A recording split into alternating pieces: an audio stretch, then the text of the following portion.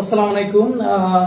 আপনারা জানেন অনেকেই আলাপ করছে যে আমাদের খালেদ মহিউদ্দিন উনি বাংলাদেশে এসেছেন এবং যদিও আমি তার সাথে যখন একটা শোতে ছিলাম আমি তখনও বলেছিলাম যে জুলাইয়ের মতো ঐতিহাসিক গণ অভ্যুত্থান এরপরে উনি বাংলাদেশে আসার সময় পান নাই। উনি জার্মানি থেকে বাংলাদেশ না এসে জার্মানি থেকে আমেরিকায় চলে গিয়েছিলেন। আমি শোতেই তাকে বলেছিলাম তো কি আসবে না আসবে এটা একান্তই তার ব্যক্তিগত ব্যাপার, কিন্তু দেশ জাতি রাষ্ট্র এসব নিয়ে যারা অনেক অনেক ভাবনা, অনেক বেশি ভাবনা। তো জুলাই গণ অভ্যুত্থানের পর এমন অনেক মানুষ তারা দেশে এসেছে। সরকারের অংশ না হওয়া গুরুত্বপূর্ণ না, এইসব শহীদ পরিবারের কাছে গেছে, সাফারিংস, তাদের কষ্ট। মুশকিলটা হলো এই ব্যাপারে আসলে ওভাবে রিয়াকশন দেওয়াটাও কঠিন। এরপরও আমি বিশেষ করে ইনকিলাব মঞ্চের ভাই যারা অ্যাক্টিভিস্ট আছে, আপনারা জানেন আমাদের সাথে অনেক শহীদ পরিবার, তাদের সাথে আমাদের কথা হয়। আমরা তাদের কোনো উপকার করতে পারি না, কিন্তু তাদের যে কথা যা তারা বলতে চায় কিন্তু কোথাও আসে না, তো তারা মনে করেন যে তাদের কথাটা হয়তো আমরা কোথাও পৌঁছে দিতে পারি। তা খুবই আমি ক্যাজুয়ালি জাস্ট কিছু বলবার জন্য হঠাৎ করে মনে হলো যে আমাদেরকে সকাল থেকে বেশ কিছু শহীদ পরিবার বলেছেন যে সম্প্রতি যে খালেদ মহিউদ্দিন ওনার একটি ভিডিও ভাইরাল হয়েছে, উনি ঢাকা বিশ্ববিদ্যালয়ে সম্ভবত আলাপ করছেন গণযোগাযোগের সাংবাদিকতা বিভাগে স্টুডেন্টদের সাথে। সেখানে ওনার কিছু বক্তব্য, ওনার জুলাই শহীদ এবং এই শব্দের ব্যাপারে ওনার টোটাল বডি ল্যাঙ্গুয়েজ এ নিয়ে যেহেতু আমাদেরকে কেউ কিছু জানিয়েছেন, তো আমরা মনে করছি আমাদের এই আলাপ নিশ্চয়ই খালেদ মহিউদ্দিন শুনবেন, কারণ তিনি সবকিছুতে খোঁজ রাখেন এবং আমাদের ব্যাপারে তিনি ভালো করে খোঁজ রাখেন। সুতরাং আশা করি উনি এটাও খেয়াল রাখবেন। তো আমরা যা বলছি এটা অনেক শহীদ পরিবারের কথা, তারা আমাদেরকে বলেছে আমরা হয়ে যেন তাদের ব্যাপারে কিছু তাদের কথাগুলো যেন আমরা একটু বলি। দেখেন, আপনারা অনেকেই আমরা একটা ব্যাপারে রিয়াক্ট করছি, আমিও একটা পোস্ট দিয়েছি, সেটা হলো যে প্রধান ফ্যাসিস্ট খুনি হাসিনাকে তিনি সাবেক প্রধানমন্ত্রী বলেছেন। এই আলাপটা আসলে একটা সেকেন্ডারি আলাপ। এই আলাপটার থেকেও খুবই সিগনিফিকেন্ট একটা ব্যাপার ঘটে গেছে, যেটা আমরা কেউ যেন অনেকে খেয়াল করছি না এই ভিডিওটার মধ্যে। আপনারা কি কেউ খেয়াল করেছেন যে এই আলাপের একটা অংশে আমাদের খালেদ মহিউদ্দিন বলছেন এনসিপি যারা তরুণ তুর্কি মানে হাসনাত সার্জিস তাদের কথা বলতে গিয়ে তারপরে খালেদ মহিউদ্দিন যখন পলাতক ছাত্রলীগের খুনি লীগের সভাপতি সাদ্দামের ইন্টারভিউ করতে চেয়েছেন, তখন তো বাংলাদেশের আপমর সবাই এটার বিরুদ্ধে গিয়েছে এবং সেটা বেআইনিও ছিল। এবং তখন সম্ভবত হাসনাত সার্জিস ওরা যেরকম বলেছিল যে এই রক্তের সাথে বেইমানি করে প্রতারণা। তা আপনি একটা ব্যাপার খেয়াল করেন যে খালেদ মহিউদ্দিন কোন বডি ল্যাঙ্গুয়েজে কাদের সাথে কিভাবে তাদের বক্তব্যটাকে কোট করছেন। তিনি বলছেন বিপ্লবীদের রক্তের সাথে প্রতারণা করে বলে উনি হা হা করে হেসে দিচ্ছেন, ওনার হাসি আসছে না, আর্টিফিশিয়াল। এরপর উনি এটাকে আরো লঘু করবার জন্য যে বিপ্লবীদের রক্তের সাথে প্রতারণা করে এরপর উনি বলছেন বিপ্লব রক্ত প্রতারণা। এত সহজ শব্দ না, আসলে তো এত সহজ শব্দ না খালেদ ভাই, কিন্তু সহজ তো আপনি করে দেখালেন। কারণ হাসনাত সার্জিসের ব্যক্তিগত কোনো অবস্থানও হয়তো যদি ভুল হইতে পারে, কিন্তু তারা যে জুলাইয়ের গণ অভ্যুত্থানের মুখ বলতে এই যে এত শহীদ এত আহত, এটাকে আপনি সব নিয়ে যেভাবে লঘু করবার চেষ্টা করলেন, আপনি কি নিজে খেয়াল করছেন এটা আপনি কি করলেন? মানে আপনি বিপ্লবীদের রক্তের সাথে প্রতারণা এই বক্তব্যটাকে যেভাবে বাজেভাবে উপস্থাপন করলেন, এরপরে আপনি বললেন বিপ্লব রক্ত প্রতারণা, মানে এগুলো কিছু না। মজার ব্যাপার হলো আপনি একজন সাংবাদিক হিসেবে কি চান? একান্ত বস্তুনিষ্ঠ ব্যাপারগুলো তুলে আনতে চান। আপনি নিজে বলছেন যে ট্রমার ব্যাপারটা আপনার বক্তৃতার মধ্যে বলেছেন। ইভেন আমেরিকায়ও যদি কোনো ভিকটিম আবার সেই ইন্টারভিউ দেখে আরো ট্রমাটাইজড হয়ে যায়, তাহলে তাকে বাংলাদেশের আইন তো কভার করেই না, আমেরিকার কোথাও কভার করে না, এটা আপনি বলেছেন। এর পরেও আপনি বলছেন যে তবে এইটা এত বিগ, আপনি সাবেক প্রধানমন্ত্রী হাসিনার ইন্টারভিউ করতে চান যদি আপনার জেলেও যাওয়া লাগে। দেখেন আপনি কি বিরাট বিপ্লবী ভূমিকায় অবতীর্ণ হয়েছেন, যেবার আপনি জেলে গিয়ে হইলেও হাসিনার ইন্টারভিউ করতে চান। মজার ব্যাপার হইল, কারণ কি এই জুলাইয়ে কি হইছে না হইছে, প্রথমত এইটা আপনি সাদ্দামের কাছ থেকে শুনতে চাইছেন। আমার কথা হইল আপনার কাছে প্রথম প্রশ্ন, জুলাই কি হইছে না হইছে, সাদ্দামের ইন্টারভিউ করা তো প্রথমত আইনি নিষেধাজ্ঞা আছে। মোরাল গ্রাউন্ডে কতটুকু জার্নালিজম এটাকে সাপোর্ট করে সেটা নিয়েও তর্ক বিতর্ক আছে। আমার আপনি একটা কথা বলেন, সাদ্দাম তো কিলার, হাসিনা তো কিলার খুনি, এটা বলতে আপনার খারাপ লাগলেও বাংলাদেশের শহীদ পরিবারের খারাপ লাগে না। আপনি গত 14 মাসে বা 15 মাসে জুলাইতে কি হয়েছে ভিডিও না দেখা টকশোনা কইরা জুলাই গণ অভ্যুত্থানের মধ্যে ধরলাম আসে নাই। দেখেন আপনার ব্যাপারে অ্যালিগেশন আছে, আপনি এটার উত্তর দিয়েন। এটা ফেসবুকে প্রচুর ভাইরাল হয়েছে, জার্মানিতে থাকে আমাদের বাংলাদেশি অনেক যারা স্টুডেন্ট, তারা এই জুলাই গণ অভ্যুত্থানে হত্যা চলাকালে তারা রাস্তার পাশে দাঁড়িয়েছিল প্রতিবাদ করবার জন্য। আপনি সামনে থেকে আপনার অফিসে হেঁটে যাচ্ছিলেন, তারা আপনাকে রিকোয়েস্ট করেছে যে খালেদ ভাই আপনি 5টা মিনিট দাঁড়ান, আপনি কর্ণপাত না করে হুড় হুড় করে অফিসে চলে গেছেন। কই, বাংলাদেশের তো অনেক প্রফেশনালস যারা পৃথিবীতে বাইরে ছিল, তারা তাদের পুরো প্রফেশনকে ঝুঁকিতে ফেলে শিক্ষার্থীদের সাথে দাঁড়িয়েছিল এবং তারা জনতার কাতারে দাঁড়িয়েছিল। আচ্ছা, আপনার নিজের অবস্থান যে আমি দাঁড়াবো না, আপনি না দাঁড়ালে আপনারা কেউ জোর করে দাঁড় করাতেও পারবেন না। জার্মানির মতো জায়গায় যেখানে স্টুডেন্টরা এত ঝুঁকি নিয়ে ভূমিকা নিয়েছে এবং তারা প্রোটেস্ট করেছে, আপনি তাদের সাথে তো একাত্মতা পোষণ করেনই নাই, তারা রিকোয়েস্ট করেছে তারপরও আপনি যান নাই। কিন্তু এরপর আপনি যখন আবার জার্নালিজম শুরু করলেন, আপনি বাংলাদেশে ডকুমেন্টেড 1400-এর বেশি শহীদ, 30-40 হাজারের বেশি সিভিয়ারলি আহত, চিরতরে অন্ধ, পঙ্গু, শিশু, আপনি তাদের একটা ইন্টারভিউ করেছেন এসে? আপনি একটা শহীদ পরিবারের কাছে গেছেন, একটা আহতের সাথে কথা বলেছেন? আপনি কি করলেন? আপনি জুলাই গণ অভ্যুত্থানকে দেখতে চাইলেন সাদ্দামের চোখে, সাদ্দামের লেন্সে, কারণ পলিটিক্সটা আমরা বুঝি। আপনার যে আমেরিকায় যে ঠিকানা চ্যানেলটা দেখেন, আপনি ডয়েচে ভেলেতে যখন ছিলেন, এখান থেকে আপনি এত বোকা, এত ছোট মানুষ না যে ডয়েচে ভেলের মতো প্ল্যাটফর্ম চাইরা একটা নতুন, এখন পর্যন্ত যেটা ওরকম করে স্পার্ক করে নাই, সেই ঠিকানায় গিয়ে উঠবেন। কারণ আপনার ওয়েস্টে যাওয়া এবং এই ঠিকানায় আমরা এটাও জানি যে আপনার যে ঠিকানা, এইটাকে ওখানে যারা এস্টাবলিশ করেছে, এটার সাথে কিভাবে আওয়ামী ফাইন্যান্স জড়িত। কিন্তু আমি বলতে চাই, আওয়ামী ফাইন্যান্স হলেও তো কোনো সমস্যা নাই, আপনি জার্নালিজমটা করলেই হইলো। সেটা আওয়ামী লীগের চ্যানেল হইলো না, হাসিনার চ্যানেল হইলো, আমার কোনো সমস্যা নাই। আপনি সালমান এফ রহমানের চ্যানেলে চাকরি করছেন না, আপনি চাকরি করছেন, এইটা কোনো প্রবলেম না। কিন্তু আপনি যখন এই গত 14 মাস ধরে সবার সাথে শো করছেন, হাসনাতকে, সার্জিসকে, ওকে ছাইনিকে চেপে ধরছেন, আপনি একটাবার, এবং আপনি কি করতেছেন, জুলাইকে আরো ভালো করে বুঝবার জন্য আপনি সাদ্দামের কাছে কথা বলবার চেষ্টা করছেন। এবার আপনি জেলে গিয়ে হাসিনার সাথে কথা বলতে চান, জেলে গিয়ে হলেও। বলেন তো, গত 14 মাস আপনি কয়টা শহীদ পরিবারের সাথে, তার মা, তার বাবার সাথে কথা বলেছেন? আপনি কয়টা চিরতরে অন্ধ মানুষের সাথে কথা বলেছেন, চিরতরে বন্ধুর সাথে কথা বলেছেন?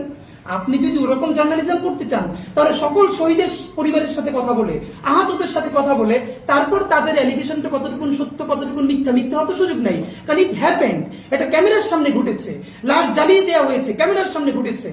এরপর আপনি চাইলে তাকে বলতে পারেন যে আমি আপনার একটা, কেন ওসামা বিন লাদেনের রিটেন ইন্টারভিউ তো নিয়েছে আমেরিকা থেকে এসে, তো আপনি কিন্তু সেটা না করে, আপনি কোন শহীদ পরিবারের সাথে কথা না বলে, আপনি একজন খুনি, যাকে মানে খুনিকে খুনি বলতে আপনার তো দ্বিধা কেন?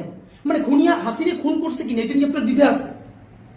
আপনি একটু খালেদ ভাই বললেন তো যে হাসিনা খুন করছে কিনা, এইটা জানার জন্য আপনি ঢাকা ভার্সিটির বলতে ওদেরকে বলতেছেন আর একটু ভালো করে জার্নালিজম পড়ে। ওখানে তো মানে বলেন তো, আর একটু কতটুকুন ভালো করে পড়াইলে খুনিরে খুনি বলতে পারবে একাডেমিশিয়ানরা এবং জার্নালিস্টরা? মানে কতটুকুন ভালো করে পড়াইলে, আর কতটুকুন ভালো করে পড়াইলে যে 4টা ইলেকশন দেশে কোনো ভোট হইতে দেয় না। প্রথমে 111 ইলেকশন, তারপরে 14তে ভোট হয় নাই, 18তে ভোট হয় নাই, 24-এ ভোট হয় নাই, এবং সেই ভোট না হওয়া, দিল্লির ক্ষমতায়িত হওয়া একজন ফ্যাসিস্টকে আপনি প্রধানমন্ত্রী বলতে বলতে মুখে ফেরা তুলে ফেলেন। আপনি এই সরকারকে বারবার বলছেন, আমি অনেক টকশোতে শুনছি যে এই সরকার তো আমার সরকার না। ফাইন, নাই হইতে পারে, আপনি এটাকে রিপ্রেজেন্টেটিভ মনে নাও করতে পারেন। এবার আপনি বলেন তো খালেদ ভাই, এই সরকার যদি আপনার সরকার না হয়, তাহলে আওয়ামী লীগের গত 15 বছরে যেখানে কোনো মানুষ ভোট দেয় না, এমনকি আওয়ামী লীগ নিজে যে দাবি করে তাদের 25% বা 20% ভোটার আছে, তারা 2% মানুষ কেন্দ্রে যায় না, তাহলে কেন্দ্রে এত কুকুর ঘুমাইতো না। তাহলে যেখানে কোনো ভোটার ভোট দেয় নাই, সেই সরকার তো আপনার আমার বাংলাদেশের কারো সরকার না। আপনি কোনোদিন আওয়ামী লীগের কোনো মন্ত্রীরে একবার জিজ্ঞেস করছেন এই সরকার আমার না? বলছেন? কোন এমপি বলছেন? হাসিনারে কোনোদিন জিজ্ঞেস করছেন? হাসিনার যখন আপনি প্রেস ব্রিফিং করতেছিলেন, আপনি জিজ্ঞেস করলেন একটা প্রশ্ন যে সবাই কি ঠিক মতো দায়িত্ব পালন করতে পারবে? হাসিনা আপনার মৃদুস্বরে একটা ধমক দিয়ে দিলেন, আপনি মিষ্টি করে হেসে হেসে পড়লেন। এই যে আপনি ইনুসরে ছিঁড়ে ফেলে টাইনে ছিঁড়ে ফেলেন, এটা তো আমি মনে করি ইনুসের ক্রেডিট। আপনাদের যখন কেউ এটার বিরুদ্ধে ফোন দেয় নাই, তো হাসিনা আপনার এটা বলবার আপনার পর আপনি তো তার সামনে কোনো প্রতিবাদ করেন নাই। সেই ভিডিও ফুটেজ এখন আমাদের সামনে তো আছে, আপনি সুন্দর করে হেসে বসে পড়ছেন। তো মজার ব্যাপার হইলো খালেদ ভাই, আমি আপনাকে যেটা দেখেন, তো সাদ্দামের লেন্স দিয়ে আপনি বাংলাদেশ দেখতে চান। এখন আপনি কি বলতেছেন? সাবেক প্রধানমন্ত্রী। যেই কারণে আপনি যদি বলেন এইটা তো কোনো নির্বাচনই হয় না, সুতরাং প্রধানমন্ত্রী কি, আপনি বলেন। তারপর আপনি তার হাসিনারে গ্লোরিফাই করতে মনে চাইলে করেন, এটা নিয়ে আমার কোনো আপত্তি নেই।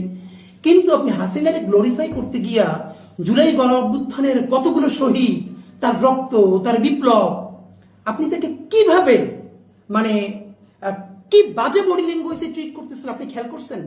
আপনি জুলাই গণ অভ্যুত্থান রক্ত এইসব বলে হো হো করে হেসে উঠতেছেন, আপনি হাসতেছেন না, আমরা দেখতেছি। আপনি জোর করে টেবিল চাপমান, এটা কি পরিমাণ লঘু করার পলিটিক্সটা আপনি করতেছেন? খালেদ ভাই, আমার একটু সত্য করে বলেন তো, গত 14 বছরে যে সময় বাংলাদেশে ইন্টারন্যাশনাল ডকুমেন্টারি দরকার ছিল এই শহীদ পরিবারগুলো নিয়ে, আহত পরিবার নিয়ে, একটা দিন আসতে পারেন নাই। ঠিক এখন কার পয়সায়, কার প্রেসক্রিপশনে, কাদের পরামর্শে আপনি বাংলাদেশে আসলেন যখন খুনি হাসিনার রায় কবে হবে আন্তর্জাতিক অপরাধ ট্রাইব্যুনালে? তার তারিখ মোটামুটি ঘোষণা হবে আগামী 1 সপ্তাহ 10 দিনের মধ্যে। এবং যখন ঘাতক জেনারেলদের বিচার শুরু হয়েছে দেশে, যখন আওয়ামী লীগের এবং হাসিনার চূড়ান্ত বিচারের পর্যায়ে গেছে, তখন আপনি এসে এই জুলাইয়ের ক্যারেক্টার গুলোকে যেমনি ভাবে লঘু করবার চেষ্টা করতেছেন, রক্তপাতকে লঘু করবার চেষ্টা করতেছেন। এবার আপনি বলেন না, আপনি মানে কোন কারণে অথবা কার পরামর্শে আসছেন বলেন না প্লিজ। দেখেন, আমি আপনাদের আর কয়েকটা কথা বলতে চাই। এখানে আপনি হাসনাতকে একবার একটা টকশোতে বলছিলেন, হাসনাত যখন ওই যে ঝামেলা হয়েছিল, যে চোরকে ধরিয়ে দেওয়া তো আপনার কাজ না, আপনি বলছেন ওকে। তো তখন এর মানে কিন্তু মানে এটা বেআইনি, যে হাসনাত ওরকম করে ধরাইতে পারে না। তো আমি অন্য জায়গায় বলছিলাম যে নাগরিক হিসেবে কেউ চুরি করতে দেখলে তারে ধরাই দেওয়া তো নাগরিক কাজ। এরপরও আইন যদি কাভার না করে তাহলে ঠিক আছে, এভাবে ধরাই দেওয়া যায় না। তাহলে চোরকে ধরাই দেওয়ার ফলে হাসনাত যদি বেআইনি কাজ করে, তাহলে বাংলাদেশ এবং আন্তর্জাতিক যে স্ট্যান্ডার্ড আছে, যে ভ্যালিউজ আছে, কাস্টমস আছে, তার বাইরে গিয়েও আপনি হাসিনার ইন্টারভিউ করে জেলে যাইতে চান?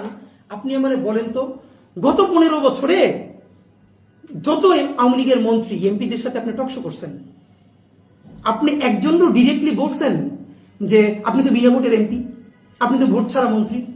না, বলেন না। আমি আপনার মনে করাই দিই, করোনার সময় আমির হোসেন আমু আপনি একটা ইন্টারভিউ নিতেছিলেন। তো ইন্টারভিউ নেওয়ার সময় আপনার যে একটা প্রশ্ন শুনি না, তার ভালো লাগে না, সে মাইক টেক ছাইরা উইটা হাইটে গেছে। আপনার হাতে কলম ছিল, আপনি রাগে ক্ষোভে কলমটা আস্তে করে ছেড়ে দিয়েছেন। আপনি একটা শব্দ বলেন নাই, কোনো প্রতিবাদ করেন নাই। এখন এই অবস্থা হইলে কেমন করবেন আপনি চিন্তা করেন তো। দেখেন আপনি ক্ষমতার কাছে কি পরিমাণ নতজানু ছিলেন।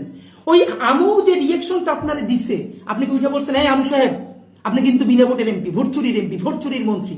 শেখ হাসিনা তো দূরের কথা, আপনি বলতে পারেন না, কিন্তু সেই বিনা ভোটের প্রধানমন্ত্রীকে আপনি বারবার প্রধানমন্ত্রী হিসেবে পোট্রি করতেছেন। অথচ আপনি নিজে দেখেছেন, আপনি দেখবেন কেমন? আপনি তো 14 মাস দেশে একবার আসেন নাই, একটা শহীদ পরিবারের সাথে কথা বলেন নাই।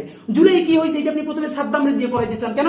লক্ষ লক্ষ মানুষ হবে, ভিউ হবে, আপনার সাবস্ক্রিপশন বাড়বে। এবার আপনি হাসিনার নিয়ে আলাপে আনতে চান, তো এটা তো আমরা বুঝি। তো হাসনাত যদি বেআইনি কাজ করে থাকে, তাহলে এবার এই বেআইনি কাজ, তার থেকে 1000 গুণ বেআইনি কাজ আপনারে করবার মতো এখতিয়ার কে দিল, বা আপনার কোন মোরাল গ্রাউন্ড এটারে সাপোর্ট করতেছে ভাই? একটু আমারে বললেন তো। আপনার আর একটা কথা বলি ভাই, ধরেন আপনি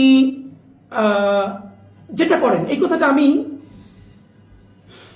আপনাকে বিনয়ের সাথে বলি, আপনি এই যে জুলাই শহীদ, আহত এবং বিপ্লবীদের সাথে কি নোংরা বডি ল্যাঙ্গুয়েজটা করছেন, এটা আপনি বুঝবেন না। কেন বুঝবেন না? আপনার পাশে যে ভদ্রমহিলা বসে আছেন, উনি সম্ভবত ঢাকা ইউনিভার্সিটির ফ্যাকাল্টি, আশেপাশে যারা আছেন, আপনি বলছেন আপনার দেখতে মাশাআল্লাহ সুন্দর লাগে, এবং আপনি যত বড় জার্নালিস্ট, তার থেকে আপনার বড় ইগো হইল আপনি অ্যাডমিন ক্যাডার ছিলেন, আপনার চেহারা ভালো, আপনি ওয়েস্টে থাকেন, সুতরাং আপনি যা বলবেন, হাসিনা আসলে আপনি হাসলে পাশে বসে হাসতে হয়, এটা একটা ম্যানার্স, নইলে খারাপ দেখা যায়। কিন্তু আপনি শহীদ পরিবারগুলোর সাথে একটা খুনিকে খুনি না বইলা, যখন প্রধানমন্ত্রী বইলা, সাবেক প্রধানমন্ত্রী বইলা গ্লোরিফাই করেন, একজন শহীদ কি পরিমাণ কষ্ট পায় এটা আপনি জানবেন না। আপনি যদি জানতে চান তাহলে আমাদেরকে প্লিজ ফোন দিয়েন, আমি আপনার অন্তত 100 শহীদ পরিবারের সাথে কানেক্ট করাই দিব, আপনি তাদের সাথে কথা বলেন। শুধু তাদের কষ্টটা, এটা আপনার গায়ে লাগবে না। গায়ে লাগবে না কেন? এই শহীদ পরিবারগুলোর ট্রমা আপনি বুঝবেন না, কারণ আপনি এই সময় রাজপথে থাকা তো দূরের কথা, আপনি রাজপথে ছিলেন না। এমনকি ওখানে যারা জার্মানিতে আন্দোলন করেছে তাদের সাথেও ছিলেন না। এমনকি আরো ইন্টারেস্টিং হলো, যখন জুলাই গণ অভ্যুত্থান চলে, তখন আওয়ামী লীগের বড় কোনো এমপি মন্ত্রী ধরে আপনি ছাই চেপে ধরেন নাই যে আপনারা সাবমিশন দিয়ে গুলি কইরা রিয়া গোপের কলিজে ছিঁড়ে ফেলতেছেন, ধরছেন? উত্তর দেন। আপনি যেগুলো কিছু করেন নাই। সুতরাং আপনি, মানুষ মরে যাচ্ছে, মানুষের কলিজে ছিঁড়ে যাচ্ছে, এখনো চিরতরে একটা 16 বছরের শিশু অন্ধ হয়ে গেছে, আর আপনি এটার সাথে কথা বলতে গিয়ে আপনি হাসতেছেন, আপনি নর্মালাইজ করতেছেন। এই পলিটিক্সটা আমরা কি কতটুকু বুঝি? বাট শহীদ পরিবার প্রচন্ড কষ্ট দেয়। খালেদ ভাই, আমাদের এক একজন এক একভাবে অ্যাক্টিভিজমের প্যাটার্ন থাকবে, পক্ষ বিপক্ষ থাকবে। এই যে আমি আপনার সাথে বলি, আপনি আবার আমার টক শোতে বলবেন, আমি আপনার গিয়ে বিপক্ষে বলবো, আপনি আমার সমালোচনা করবো, আপনি আমার করবেন। কিন্তু ভাই, আপনি একটা রিকোয়েস্ট করি, আপনার মানে আপনি তো সেন্সিবল মানুষ, আপনার এই অ্যাটিটিউডটা না শহীদ পরিবারদেরকে অনেককে খুব কষ্ট দিচ্ছে। আপনি তাদেরকে একটা সরি বলে দিন, তাতে আমার মনে হয় আপনি বড় হবেন। আপনার এই কাজটা উচিত হয় নাই।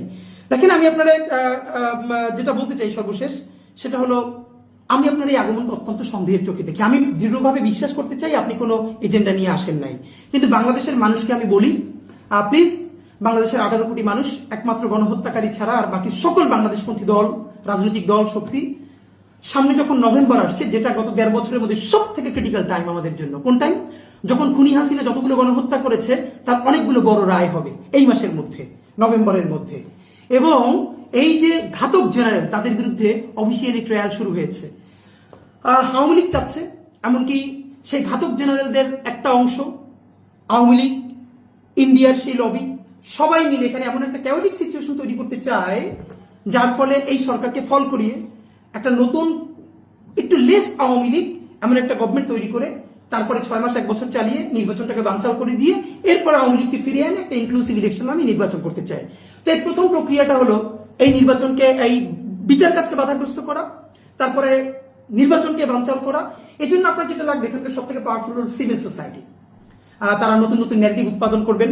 তো আমার যেটা মনে হচ্ছে, এই খুনি হাসিনার রায়ের আগে খুনি হাসিনা সরাসরি অর্ডার করেন নাই, এই নিচের কিছু র্যাবের অফিসাররা সরাসরি এটা করেছে, খুনি হাসিনা এটা জানতেন না, তাকে ভুল বোঝানো হয়েছে, আনু মোহাম্মদ সাদদের মতো, উনি জানেন না আর সবাই জানেন, ওনাকে শুধু ভুল বোঝানো হয়। এইরকম কিছু ন্যারেটিভ নির্মাণের জন্য সিভিল সোসাইটি থেকে চেষ্টা চলছে। আমার মনে হয় এই ন্যারেটিভকে প্রচার করার জন্য আপনার চেয়ে ভালো কোনো ফিগার নাই। আপনারা দেখতে সুন্দর এবং সিভিল সোসাইটির সাথে আপনি সব থেকে বেশি কানেক্টেড। সুতরাং আপনার প্রথম কাজ হলো আপনি তাদেরকে লঘু করবেন। দেখেন, হাসনাত সার্জিসের পলিটিক্স আমি করি না, এনসিপি পলিটিক্সও করি না, কিন্তু যেখানে ওদের যেই দোষটা নাই, এই প্রতিবাদ আমরা সবাই করেছি। আপনি যখন সাদ্দামের সাথে ইন্টারভিউ করতে চান, সেটাকে আপনি কিভাবে আপনি সরি ফিল করবেন যে আপনি এটা চেয়েছেন? আপনি হিটলারের ইন্টারভিউ জার্মানিতে বসে ভাবে করতে পারতেন? আপনি কি এখন আজকে জার্মানিতে যদি থাকেন, আর এখন যদি হিটলার থাকতো, আপনি জার্মানিতে বসে বলতে পারতেন যে আমার জেল হইলে হোক, আমি হিটলারকে ইন্টারভিউ করবো?